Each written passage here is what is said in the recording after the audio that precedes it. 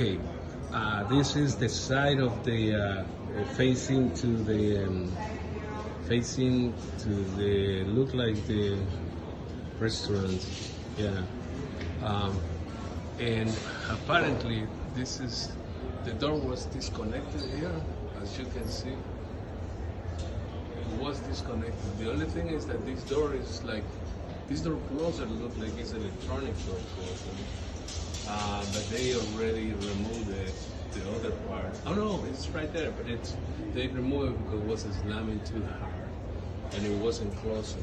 But if you see the door closing, okay, so I don't know, this is something that you guys can repair. Okay, so the manager said that they called somebody because it has a warranty, but I don't know yet. I'm not gonna touch this. This is different, and this one here is the same 4040 LCD, same as the main floor that I prepared now. So everything here it's working. The only thing that I found is that this guy, when you open it, get loose, but I can't do anything with this. Other than that, oh, and the other thing is that this door is not alignment. That's why you can see over there that white stuff. You see, because this door is dragging with the other door or it's touching the other door. That's something because it's the hinges, because the door came off, and that causing the door touched. See? Yeah, that's what it is. Okay. Excuse me. Yeah, Yes, sir. Yes, sir. Okay, go ahead.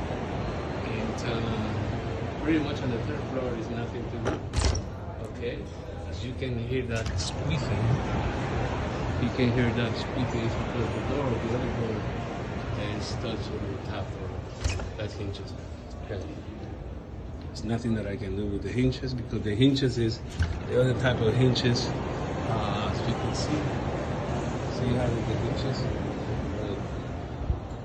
But in this door closer specifically, I can't remove anything because it's a big box.